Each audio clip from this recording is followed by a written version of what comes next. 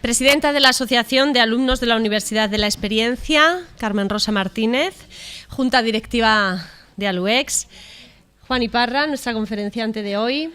La 17ª de las conferencias organizadas por ALUEX dentro de este ciclo de conferencias La cultura no tiene edad. Seguimos avanzando ya en este mes de febrero. Decía que el reto que nos lanza hoy nuestra conferenciante, nuestra querida Juan Iparra, no es ni más ni menos que hablar de los mayores a la luz de la antropología.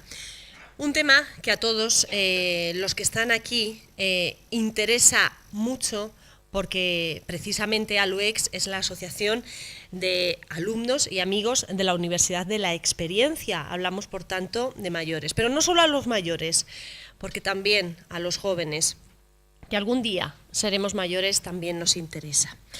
Bien, Juan Iparra tratará de mostrarnos cuál ha sido, cuál es el papel que desempeñan o el que se deja desempeñar a los mayores desde el punto de vista de la antropología.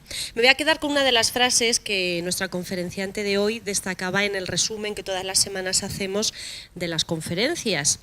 En otras sociedades, el envejecimiento que marca los rasgos y blanquea los cabellos aumenta el prestigio y la dignidad, pero no es el caso de las nuestras. Bueno, pues yo creo que esto es bastante ilustrativo de lo que vamos a escuchar hoy. Les voy a presentar ya a Juan Iparra, aunque creo que es más que de sobra conocida. Juana Parra Pueblas nació en la localidad albaceteña de Osa de Montiel, está casada y tiene 3 hijos. Estudió en la Escuela de Magisterio de Albacete, es diplomada en profesorado de EGB en la especialidad de Ciencias, licenciada en Antropología Social y Cultural por la Universidad Nacional de Educación a Distancia de Albacete. De su experiencia laboral podemos destacar que desde muy joven impartió ya clases particulares de diferentes asignaturas como matemáticas en todos los niveles de EGB y bachiller, y también en BUP, en el bachillerato, y en EGB en diferentes academias de Albacete. Se incorporó a la Universidad Popular de Albacete en diciembre de 1988 como profesora de Educación Básica de Adultos hasta noviembre de 1994 y trabajó en los diferentes programas y niveles como graduado escolar, preparación de oposiciones, garantía social, escuela-taller, talleres de inserción, ampliación cultural, aula de la mujer, cultura general, etcétera. Adscrita al Ministerio de Educación y Ciencia durante el curso 1988-1989 como profesora al Plan Local de Educación de Adultos. Adscrita también al Ministerio de Educación y Ciencia durante el curso 1992-1993 como profesora al CENEVAT. En noviembre de 1994 obtuvo la plaza de coordinadora de área mediante concurso-oposición, consolidando después dicha plaza de forma definitiva, esto fue ya en mayo de 1999, mediante concurso-oposición restringido. Ha sido coordinadora, sigue siendo coordinadora de las siguientes aulas, de muchas y muy diversas aulas: artesanía, corte y confección, historia, humanidades, guitarra flamenca, folclore. La verdad que casi todo lo que hay en la Universidad Popular se le ha puesto por delante, y todo además lo ha sacado, pues hay que decir que con muy buen tino y con muy buena maestría. Coordinadora también de los programas de dinamización de centros socioculturales en barrios y pedanías de 1995 al año 2000, dinamización de institutos de enseñanza secundaria de 1995 al 2002 y en la Universidad de la Experiencia desde el año 2002 hasta la actualidad. Fue también directora de la Universidad Popular desde febrero de 2008 hasta julio de 2011. Además de su época, podemos destacar la construcción de ese gran centro donde hoy en día se ubica la sede central, digamos, de la Universidad Popular. Profesora del programa de la Universidad de la Experiencia de la asignatura Antropología Social y Cultural desde el curso 2009-2010 hasta la actualidad. Bien, yo creo que un currículum más que digno de reseñar. Y bueno, sí que me van a permitir, por último, que añada que ha realizado más de 30 cursos de formación y que ha impartido numerosas charlas, conferencias y ha participado en seminarios y jornadas. En lo personal, tengo que decir que Juani es no solo una gran persona, y esto es muy importante, y yo creo que lo mejor que se puede decir de alguien, ¿no?, que es buena persona, pero en lo profesional hay que decir que es una gran trabajadora, de sol a sol, como se suele decir, y hay que echar las horas que hay que echar, ella las echa para sacar adelante todos y cada uno de los programas que ya hemos visto y todas y cada una de las acciones en las que se ha embarcado. Además es una buena persona que ayuda a los que tiene a su alrededor, y bueno, yo me lo van a permitir porque es que a Juani la quiero mucho, pero que yo nada más verla vi que Juani era una mujer con mucha personalidad, con una personalidad muy clara, con una persona que sabe estar al lado de la gente que la necesita, una persona que sabe ayudar a los demás y una persona de la que se puede aprender y mucho. Por eso yo creo que es alguien a quien hay que tener muy cerca, porque se aprende todos los días muchísimo y a mí me ha dado muchísimas lecciones y yo se lo agradezco. Bueno, Juani, podría decir más, pero yo creo que lo vamos a dejar aquí, vamos a disfrutar de la conferencia que nos ha preparado Juani, así que les dejo ya con ella, cuando quieras. Buenas tardes, muchísimas gracias María José por tus cariñosas y cálidas palabras. Gracias a todos ustedes y es un placer participar en el ciclo de conferencias de ALUES.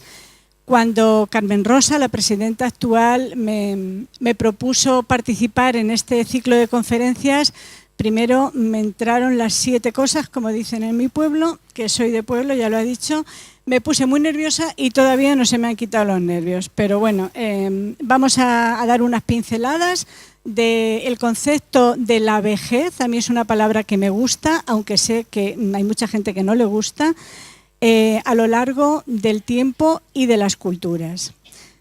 Bueno, y además me he atrevido con estos medios, que no piensen ustedes que soy muy ducha en ellos, pero vamos a ver.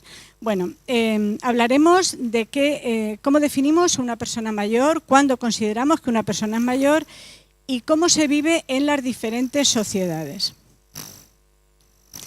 Bueno, vamos a definir primero qué es una persona mayor.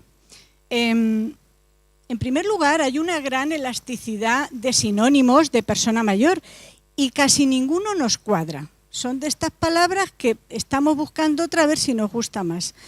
Personas longevas, edad provecta, seniles, viejos, tercera edad, adultos mayores, cuarta edad, mayores.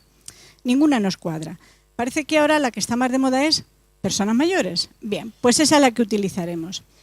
Decir que la longevidad no ha sido un compartimento estanco que haya permanecido siempre igual a lo largo del tiempo y a lo largo de las sociedades y las culturas, sino que el grupo humano interpretador, quien ha visto a esa vejez, es quien le ha dado unos valores que en unos casos se ha tornado en prestigio y en otros casos en rechazo, en unas veces aceptación y otras rechazo.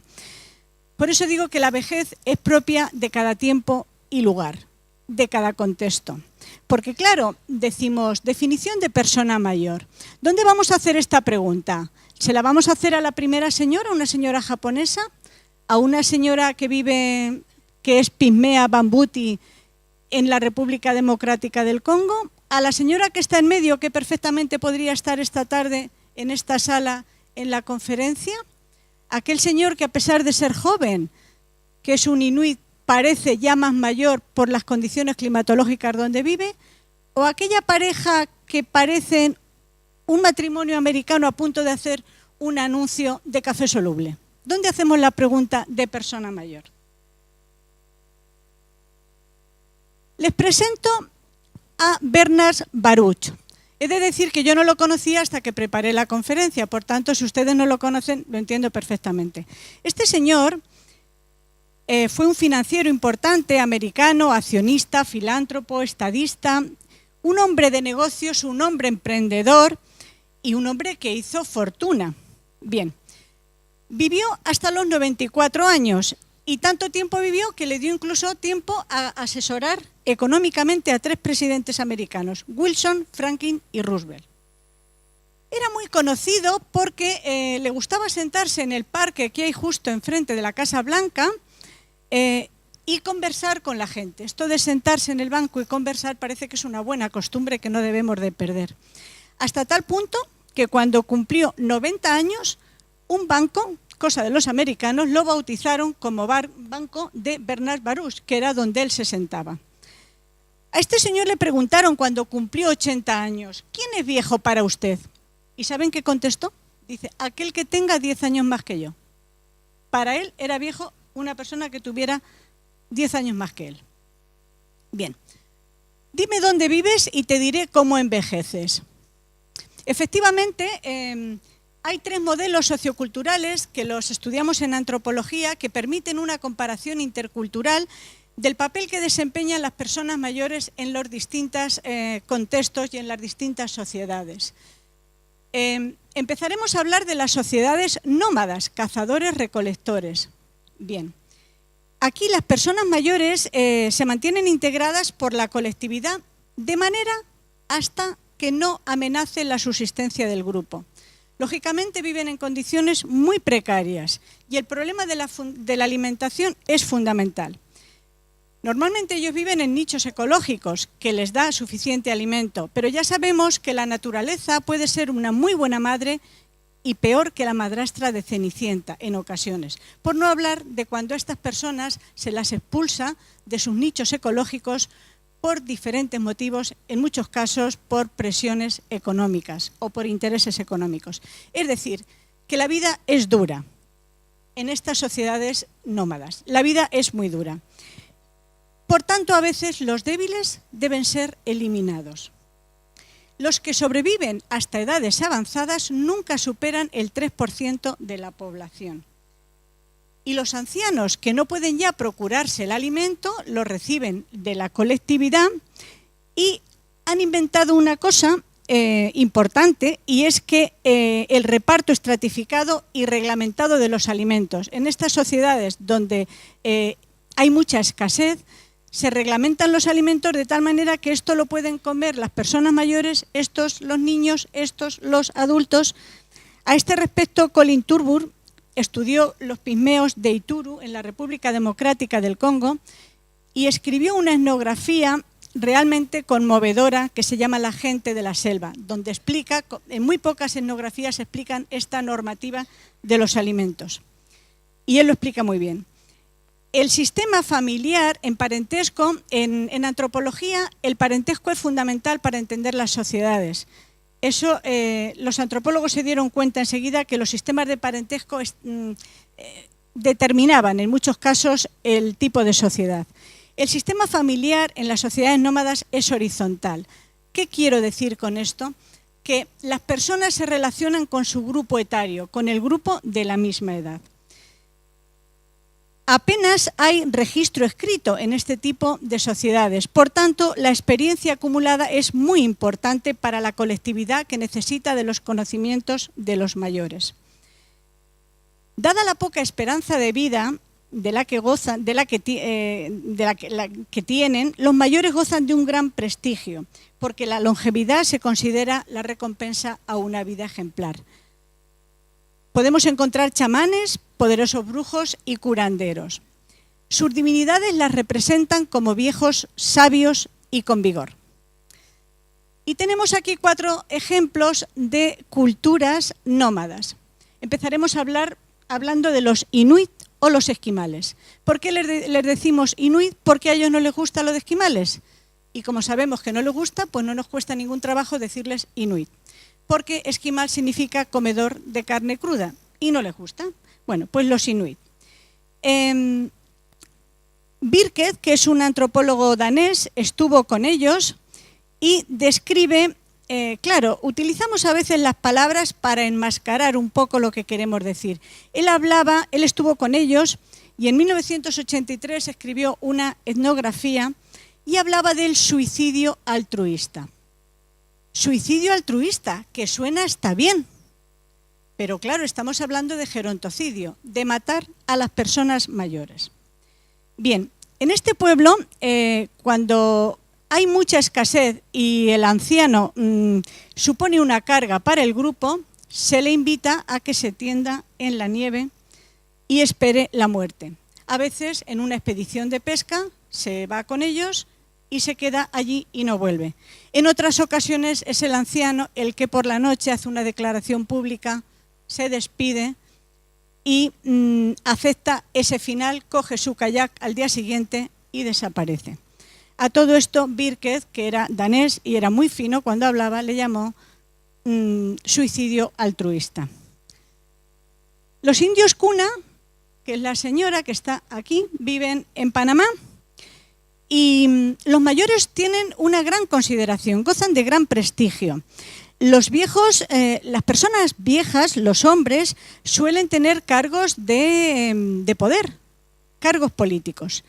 Y las personas mayores, mujeres, que les llaman mu, tienen un cargo de máxima responsabilidad y es que son las parteras. Es decir, gozan de prestigio. Ahora bien, por allí se cría una planta que se llama espigelia, que tiene más de 100 variedades, y cuando suponen una carga para el grupo, les hacen lo que viene siendo una infusión con muchas hojas de espigelia, de tal manera que cuando se la toman se acaba con la carga de la vida en un momento. Pero bueno, aquel señor de allí es un aranda que vive en Australia y aquí los ancianos son tratados con bondad y respeto. Es más, son poderosos y temidos. El señor que está ahí con las greñas. Bien, pues cuanto más mayores se hacen, de más prestigio gozan. ¿Por qué? Porque se supone que son los mediadores entre los ancestros que ya han muerto y los vivos que han quedado, pero que se reunirán algún día con los ancestros. Ese papel mediador de ellos les hace que sean personas respetadas. Por último, los semán, que aparecen allí, viven en el sureste asiático, en la península malaya. Los ancianos son también respetados y venerados. Nunca se les lleva la contraria, nunca. Como es un pueblo nómada, a menudo tienen que cambiar el campamento de un sitio a otro y es frecuente verlos, los hijos cargan a sus padres en las espaldas y los trasladan de un sitio a otro. Luego, para equilibrar, hemos puesto 2 ejemplos de suicidio altruista y otros donde ellos llevan la voz cantante. Bueno, y entonces, ¿quién es viejo en estas sociedades? Me tenía que haber puesto ahí. ¿Quién es viejo en las sociedades nómadas? Pues lógicamente es una persona vieja, aquella que no puede salir ya a cazar ni a pescar, y también es una persona vieja aquella que ha sobrevivido a su grupo etario, a su grupo de edad. Bien, esta gente no tiene móvil, creo yo. Normalmente estos pueblos son pueblos ágrafos y en la mayoría de los casos ni siquiera saben la edad que tienen. No saben la edad que tienen. Hay un libro entrañable que les recomiendo que se llama Los Papalayi. Un antropólogo estuvo en Samoa y después lo invitó a venir a Europa y recorrió algún país. Estuvo en Alemania, en Francia y en Inglaterra con este antropólogo. Y él, cuando vio la forma de vida occidental, se quedó horrorizado. Y escribió unas cartas a los suyos y dijo: a veces me preguntan cuántos años tengo. Dice, eso significa cuántas lunas has vivido. Examinar y contar de ese modo está lleno de peligros, porque así se ha descubierto cuántas lunas suele vivir la gente. Entonces guardan eso en la mente y cuando han pasado gran cantidad de lunas dicen, ahora ya me tengo que morir. Se vuelven silenciosos y tristes y después de un poco tiempo se mueren. Entonces nosotros a partir de ahora no contaremos las lunas. Bueno, pasamos de las sociedades nómadas a las sociedades sedentarias o semisedentarias, agricultores, horticultores y ganaderos. Aquí el grado de seguridad de la alimentación es más elevado que en los pueblos cazadores-recolectores. Hay una mayor división del trabajo. Las personas mayores cuidan huertos, guardan rebaños, confeccionan herramientas, hacen comidas, manipulan la dimensión esotérica y simbólica en general. Conocen habilidades mágicas, organizan ceremonias religiosas y ritos de paso. Los mayores son depositarios de conocimientos y tradiciones. Ejercen, en un número importante de casos, el poder político. esto les viene derivado por su prestigio, que puede ser personal, porque hayan conseguido victorias, hayan hecho grandes cosas, de manera que de una forma natural se convierten en poderosos hombres para la colectividad. Aunque el tanto por ciento que llegan a personas mayores es también reducido, es más alto que en las sociedades nómadas. Desde una óptica económica, en la mayoría de estas sociedades se da ya la propiedad privada. ¿De qué? De rebaños, de tierras, de utensilios, que normalmente están en posesión de los ancianos. Esta distribución asegura la gerontocracia, o poder económico de las personas mayores, a los que se les supone y reconoce la virtud de la prudencia. Ahora bien, ya nos advirtió Platón, cabellos blancos, argumentos son de edad, que no siempre de prudencia.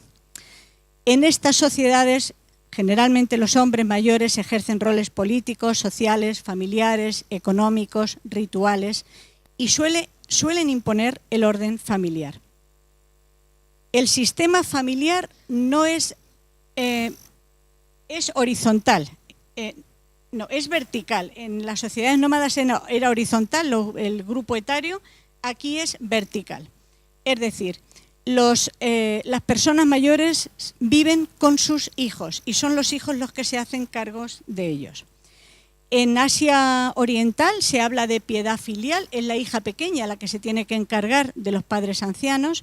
Y por ejemplo en Cataluña, que nos viene más cerca, nos pilla más cerca que Asia, pues está todavía y se conserva la figura del hereu, donde el hijo mayor, para que la masía no se rompa, no se parcele, pues es el hijo mayor el que se hace cargo de sus padres y también hereda las posesiones. En 1945, que eso ya queda muy lejano, un antropólogo, Leo Simons, hizo un estudio que ya está desfasado, pero fue importante por ser pionero, del gerontocidio en las diferentes sociedades, y concluyó que de 39 sociedades estudiadas, en 17 se practicaba el gerontocidio. Esto representa un 46%, que es un porcentaje elevado. Pues aún lo es más elevado en las sociedades nómadas, puesto que él en ese saco metió sociedades nómadas y sociedades agrícolas y sedentarias como este. A este respecto, si funciona esto, porque hemos hecho 7 probaturas y no sé yo, quería ponerles un trozo pequeño de la balada de Narayama, que si ustedes no lo conocen, yo les aconsejo que la vean, porque a pesar de que es una sociedad sedentaria, agrícola, es una sociedad de escasísimos recursos en el Japón de hace 200 años. Primero se la voy a contar porque no sé si va a funcionar. Les comento. Esta película está basada en un libro que se publicó en 1956. 2 años más tarde hicieron una película que, a pesar de ser buena, pasó sin pena ni gloria. Pero en 1983 Imamura, este director, rodó la balada de Narayama y obtuvo la Palma de Oro en el Festival de Cannes. La película es durísima, pero la película refleja fielmente el Japón de hace 200 años en este tipo de sociedades. Era costumbre que cuando tanto el hombre como la mujer iba a cumplir 70 años,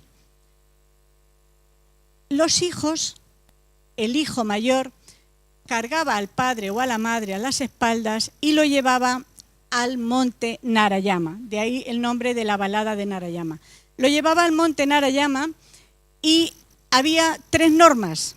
No se hablaba durante el camino, no se volvía la cabeza atrás y la otra, y se seguía siempre una senda determinada. ¿Y cuál era el monte Narayama? ¿Por qué lo llevaban allí?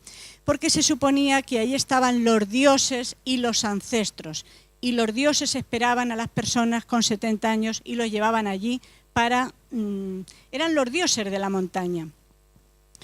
En algunos casos los hijos no se... Y lógicamente los dejaban allí. En algunos casos los hijos no se atrevían. Y entonces era una humillación, tanto para los hijos que no se atrevían, como para los padres que en otros casos tampoco querían que sus hijos lo llevaran. Voy a ver si funciona, y si no funciona, pues no pasa nada.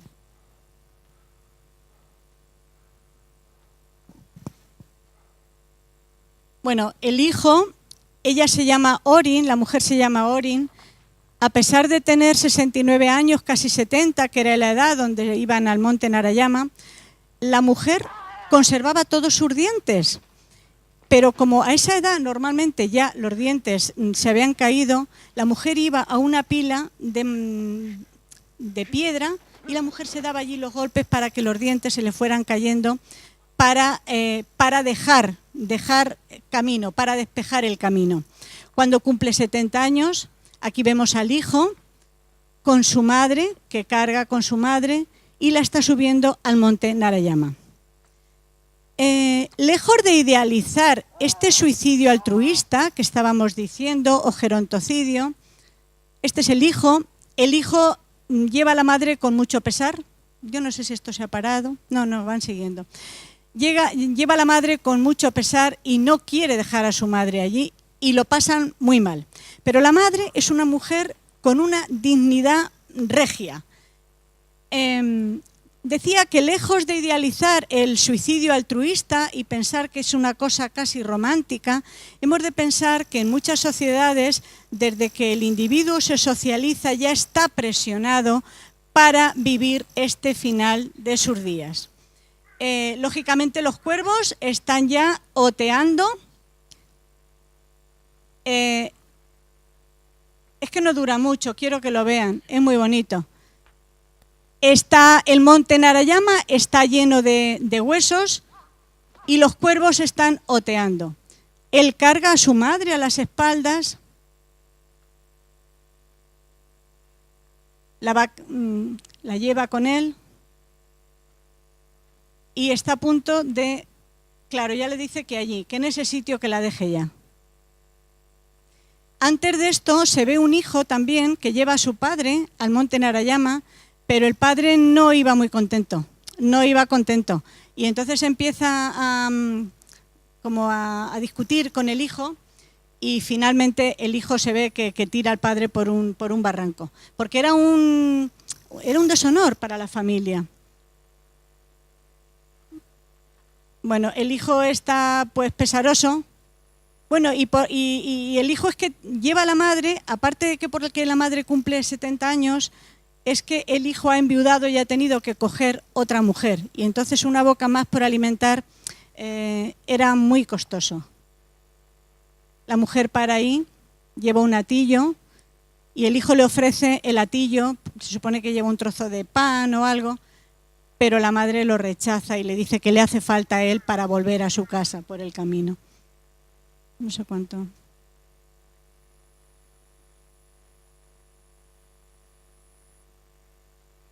Ella lo rechaza, lo vuelve a rechazar.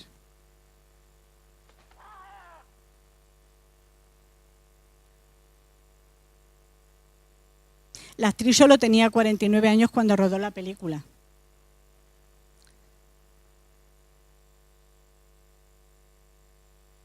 No hablan, o sea, no piensen ustedes que es que no hablan. Durante el camino no hablan.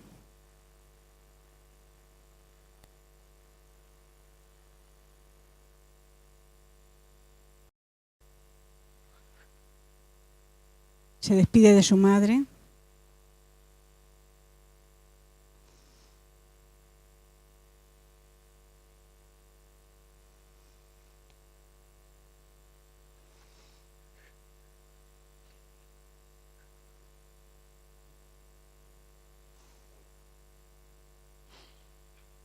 El hijo llora amargamente. Y la madre se queda con muchísima dignidad en Narayama.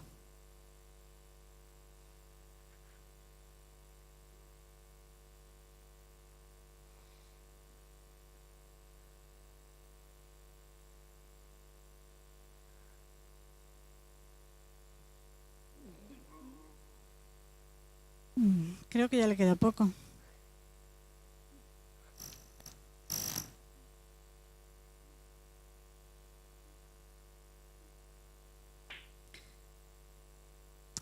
La mujer abofetea al hijo porque quiere ya que se vaya, que la deje en su final, en el último tramo de su vida, que la deje. Esta película, ya decía que está basada en un libro que se escribió en el 56, el hijo ya se va. Esta película, el libro se basa en canciones populares, en romances, en historias que se iban transmitiendo de forma oral en Japón, decía de hace 200 años, o sea que está basada en esa tradición oral, no es una fábula del director. No se queden tan tristes por la escena que hemos visto, porque tiene un final poético. Porque lo que mejor podía pasar cuando se llevaba a un padre o a una madre al monte Narayama, han visto ustedes que los cuervos estaban allí oteando. Lo mejor que podía pasar es que nevara. Y cuando el hijo se va, empieza a nevar copiosamente. Y entonces el hijo vuelve y dice: nieva, finalmente nieva. Era como una bendición de los dioses, porque claro, si nevaba, las personas se quedaban congeladas, no sufrían mucho y los cuervos estaban por ahí. Bueno, pasemos a las sociedades industrializadas y postindustrializadas. Este tipo de sociedades pues nos resultan cercanas, nos resultan familiares, porque es donde nosotros vivimos. Aquí se da es que ponemos palabras bonitas para decir cosas a veces que no lo son tanto. Aquí se da lo que se llama la ancianidad aislada. Las personas mayores residen en sus propios hogares, independientes del grupo de descendencia, mientras puedan subsistir en solitario. Cuando no pueden vivir solos, pues o se van con los hijos, todo esto ya lo sabemos, o se internan en una residencia que se le ha llamado muerte social también, utilizando palabras que suenen bien. En este tipo de sociedades, en la nuestra, sabemos que tanto las personas que están en el paro como las personas que se jubilan se quedan en una situación liminar, es decir, como en los márgenes. Aquí lo que tenemos que hacer es trabajar. Y eso es lo que se valora. El elemento social productor de los bienes de consumo ayudan a los familiares mayores, si no pueden mantenerse por sí mismos, pero hasta un límite. Ayudamos hasta un límite. En los pueblos cazadores-recolectores, el límite era hasta que no amenace la subsistencia del grupo. Aquí el límite es hasta que no amenace nuestro nivel de confort. Hasta ahí ayudamos. Hay una distribución de beneficios de toda la sociedad a través de las pensiones. En las sociedades industrializadas, el trabajo es el elemento integrador. La estructura familiar se llama en antropología nuclear, elemental o conyugal. Es decir, la estructura que rige nuestra sociedad es el padre, la madre y los hijos que engendran. Cuando los hijos han volado y uno de los dos ha fallecido, la persona viuda se queda en una situación de indeterminación. ¿Y cuál es el rol entonces de las personas mayores en este tipo de sociedades? Pues dos. Si las personas mayores son grandes propietarios y tienen dinero, esa persona mayor hasta el último momento va dirigiendo la batuta. Si los demás dependen económicamente de él. Si no, pues el estatus es estatus carente de rol, sin rol. Las personas mayores en nuestra cultura no inician a los jóvenes, no, es un estatus carente de rol, se quedan marginadas. Y además en nuestras sociedades se da otra circunstancia, y es que aquí no queremos hacernos viejos, de ninguna de las maneras. Entonces el paso del tiempo no nos viene bien, por eso tenemos la cirugía estética, incluso en ocasiones a las personas mayores se les obliga a hacer incluso ejercicios. Yo a veces veo que son hasta acrobáticos, digo, pues eso no lo hace un joven, pero tienen que hacer para mantener los cuerpos jóvenes, en fin, que no se note el proceso de envejecimiento. Aunque las personas, decirle algo a alguien que es viejo es de mala educación. Expresiones tan amables como estás igual, no aparenta la edad que tiene, por ti no pasan los años, nos gustan muchísimo. Y aunque las personas se saben viejas, rara vez se reconocen como tal. Por poner un ejemplo, es como si una persona de clase social alta se le preguntara en una encuesta: ¿usted a qué clase social pertenece? Con toda seguridad diría que a clase media.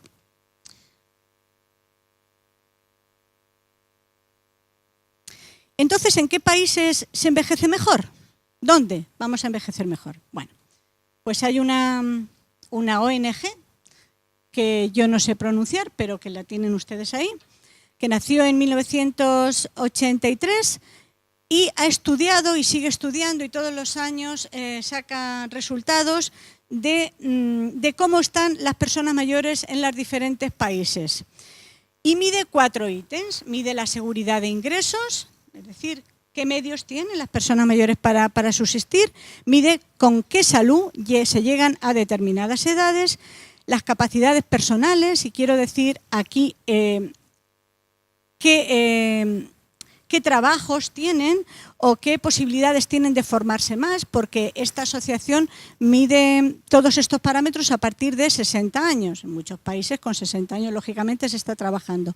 Y también mide cuál es el ambiente social favorable. Estos datos que les voy a ofrecer a ustedes son del año 2015, porque los del 2016 aún no se han publicado, y engloba a 96 países de los 194 que existen. A pesar de que faltan muchos países, hasta 194, y ya digo que recoge 96, representa al 91% de la población mundial de personas mayores de 60 años. Encabeza la clasificación en 2015 Suiza. Ha estado muchos años Suecia y Noruega. Y alguno ya se estará preguntando que ¿cómo estamos en España? Pues estamos de color verde, estamos allí, y estamos en el número 25. Japón está en el número 8 y quería hacer un inciso con Japón porque tanto Japón como en China se considera que hay mucho respeto a los ancianos. En Japón, el tercer lunes de septiembre se celebra una cosa que se llama Keiro no I, que es Día del Respeto a los Adultos Mayores. Día del Respeto a los Adultos Mayores. El tercer lunes de septiembre. Bueno, aquí también tenemos el Día Internacional de las Personas Mayores. También lo celebramos el 1 de octubre. Y luego ya inventaron, por si fuera poco, yo creo que los grandes almacenes, el Día de los Abuelos, para que compremos también más, el Día de San Joaquín y Santa Ana. En China también se considera que a las personas mayores se les tiene respeto. Quizá porque nos viene de la tradición de Confucio, que decía: si uno no demuestra respeto a sus ancianos, ¿en qué se va a diferenciar de los animales? ¿Y en España qué? Bueno, pues en España tenemos también una etiqueta de Miss. Es el país donde en España somos los principales canguros de los nietos. Más del 72% de las personas mayores que residen en España cuidan o han cuidado a sus nietos. Y tanto España como Grecia e Italia son los países donde más contacto se tienen las personas mayores con sus familiares. Bueno, vamos a concluir. La vejez, que a mí me gusta esta palabra, y pido disculpas si a alguien le molesta, es una construcción social, por tanto, es decir, nos condiciona el dónde hemos nacido, y es una construcción también biográfica, es decir, nos condiciona cuál es nuestra actitud ante la vejez.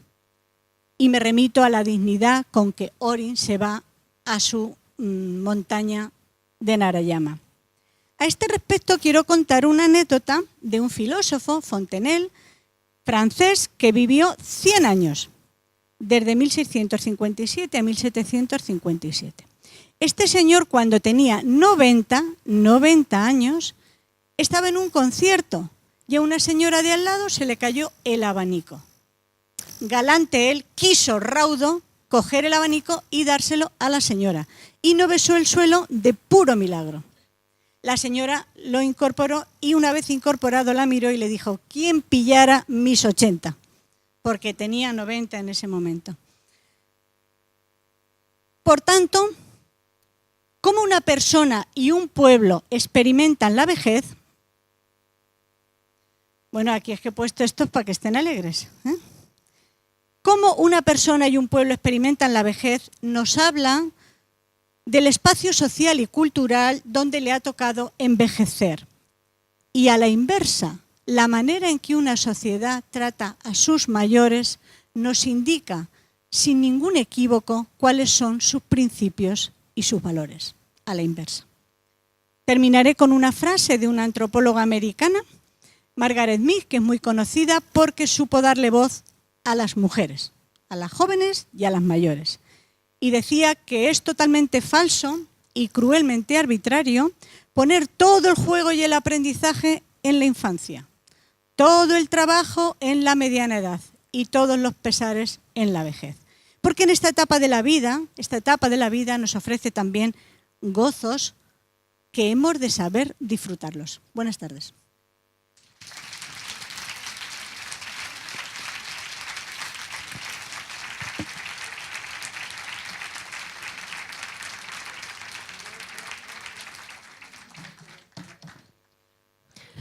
Felicidades, Juani, y muchísimas gracias. Yo creo que hemos disfrutado bastante con la conferencia. Antes de iniciar el turno de preguntas, sí que quería decir que la señora que hace 2 semanas, creo que fue, perdió unas tarjetas que ya se han encontrado, ¿vale? Entonces, pues no sé si hoy estará o no, si ustedes si alguna la conoce, pues que ya las han localizado, ¿vale? Entonces, pues, si no está aquí, transmítale esta información. Y ahora sí vamos a abrir el turno de preguntas.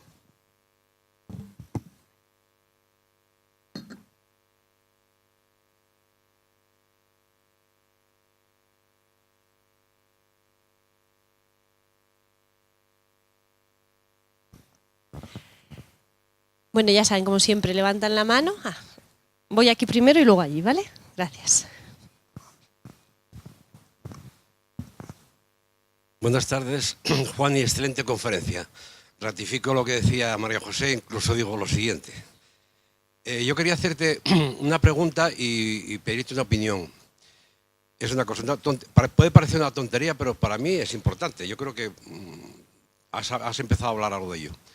Me refiero a que al por qué nos llaman, digo porque yo ya tengo algunos años, nos encuadran, nos llaman de tercera edad, la edad de oro, personas mayores, son eufemismos para mí entender, cuando semánticamente sería más bonito, más digno, como decías tú, pues no sé, vejez, senectud, ancianidad, cualquiera de esas palabras valdría.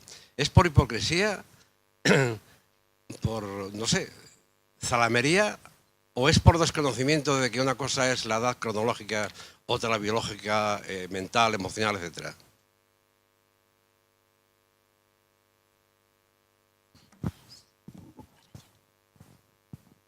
Pues yo creo que, bueno, la respuesta es no lo sé, Joaquín, no lo sé. Pero yo creo que en las sociedades nómadas y en las sociedades sedentarias o semisedentarias no tienen estos problemas porque tienen otros más gordos. Como nosotros esos no los tenemos, pues entonces enredamos a veces con el lenguaje. No sé si es por hipocresía, no sé si es por ser amable, no sé si es por maquillar un poco la realidad. Realmente no tengo la respuesta. Lo que sí tengo claro es que en otras sociedades este problema no lo tienen, porque a lo mejor no saben lo que van a cenar.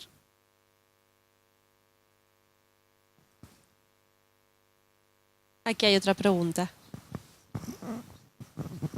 Juana, me ha encantado tu conferencia, tu charla, y te quiero hacer una pregunta, pero más que una pregunta es que me ayudes o me des un consejo.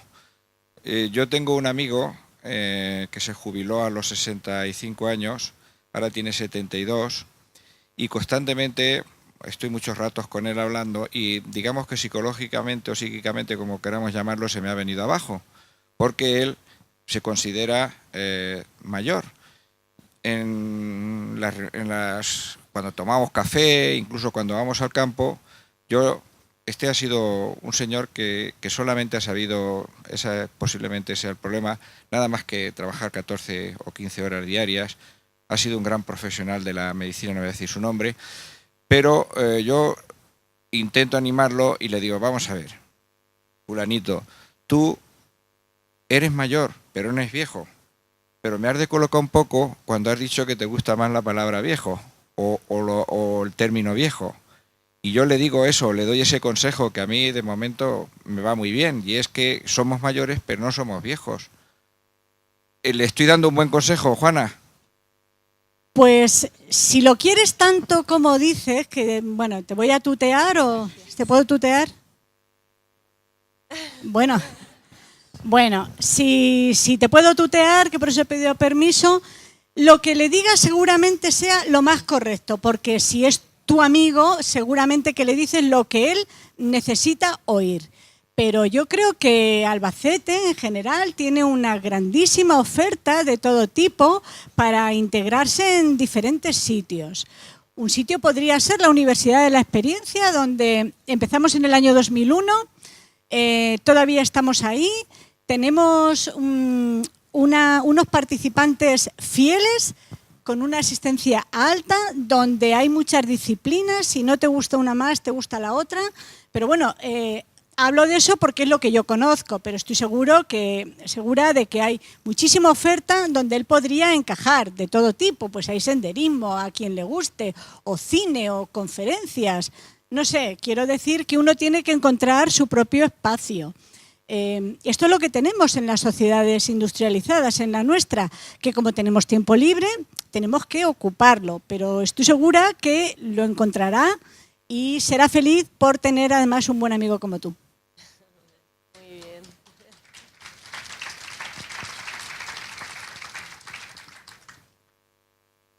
De acuerdo, voy para allá.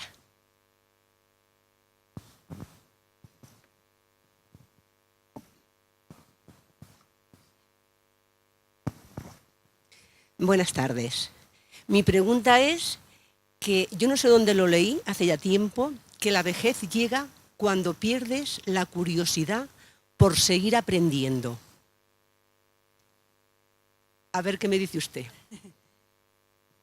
¿Eres Virginia? ¿Sí? Virginia, pues seguramente.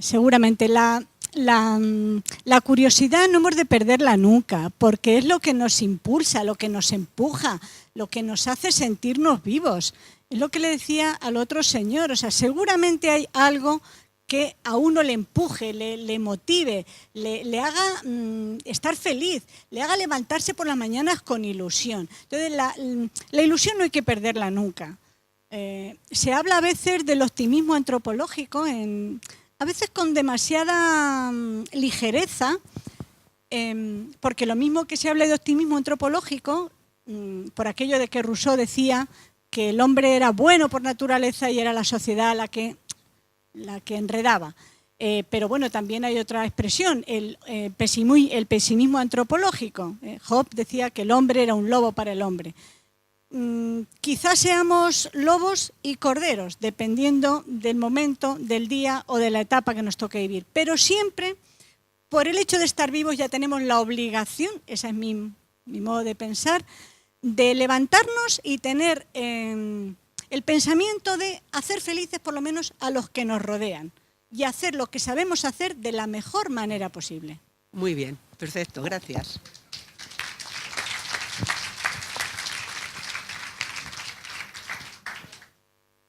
¿Alguna pregunta más?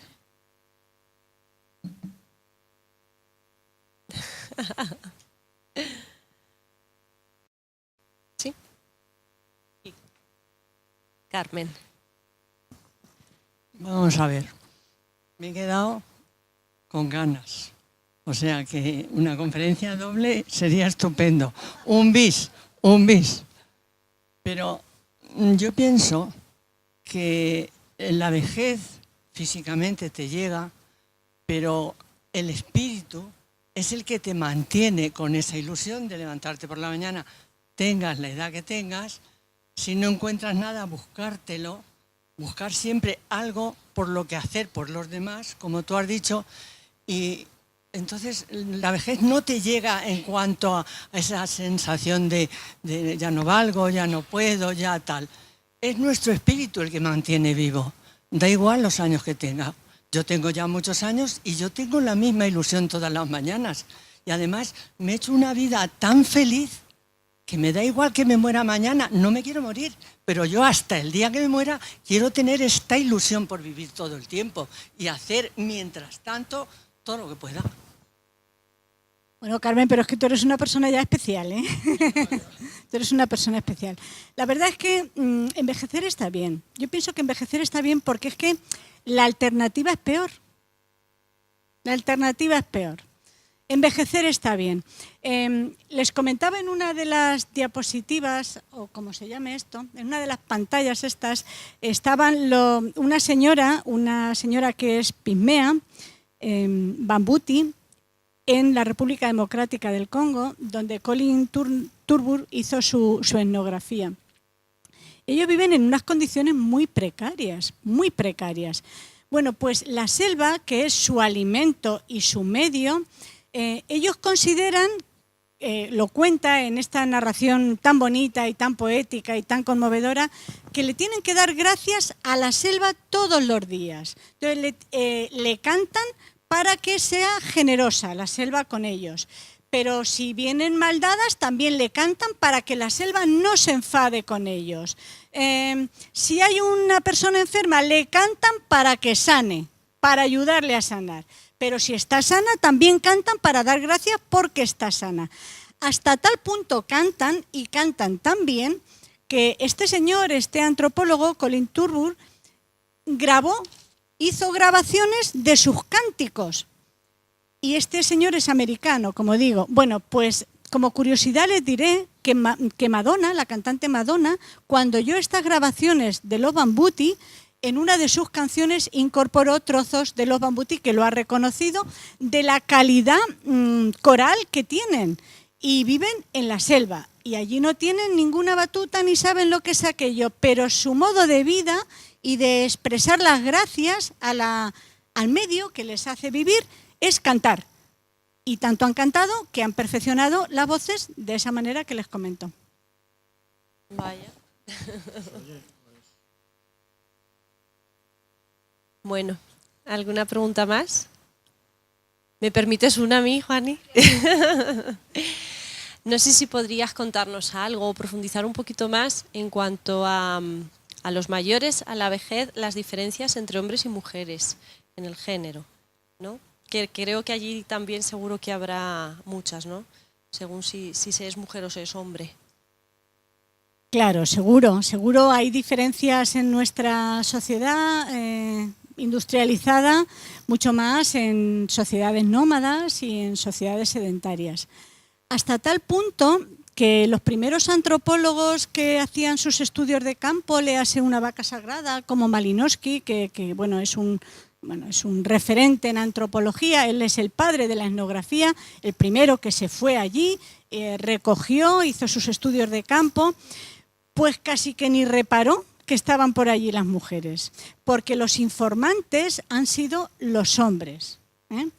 Entonces, en las primeras etnografías es raro que se recoja la voz de las mujeres. Normalmente era el informante clave, eran pues el hombre, el que hacía el rito de paso, etcétera, etcétera.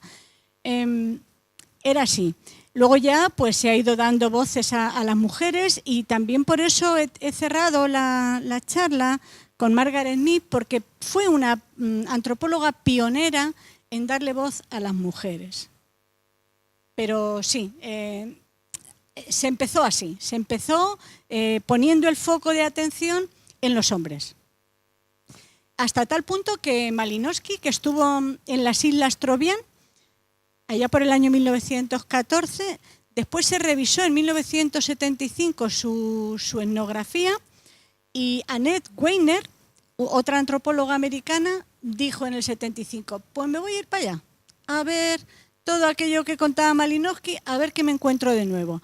Y entonces ella, a los Trobriand, que fue una de las una de las etnografías, por así decirlo, como una piedra angular en la antropología. Él escribió Los Argonautas del Pacífico Occidental, que fue como la Biblia en ese momento de la antropología. Pues Annette Weiner en el año 1975 se fue a las Islas Trobriand y convivió con ellos otra vez.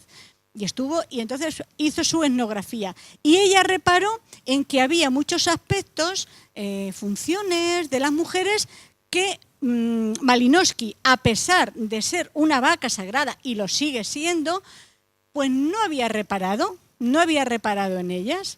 Por ejemplo, en las Islas Trobriand, las mujeres para los funerales se ponen unas faldas que hacen con como cáscaras de plátano y pintan de colores, que van tan rebonicas con ellas y hacen sus bailes con eso. Pues bueno, eso es una fiesta para la vista. Pues Malinowski no las vio, y en cambio Annette Weiner sí que se percató de estas cosas de las mujeres y las recogió. Gracias. Ahora ya, muchísimas gracias a todos.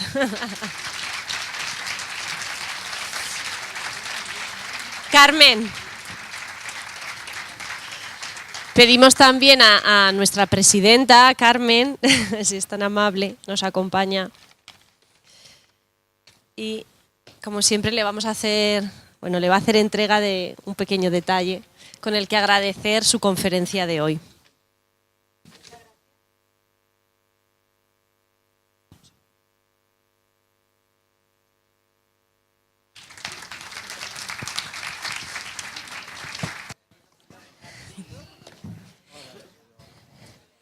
Y también les cuento que la próxima conferencia tendrá lugar el lunes 20 de febrero, como siempre aquí en Diputación Provincial a las 6:30. La conferencia será impartida por, ya lo conocen también, Julio Virseda Rodríguez, bajo el título La enfermedad que cambió el curso de la historia. Bueno, el título es bastante interesante, sugerente, y seguro que vamos a asistir a una gran conferencia. Muchísimas gracias y hasta la próxima semana. Que descansen.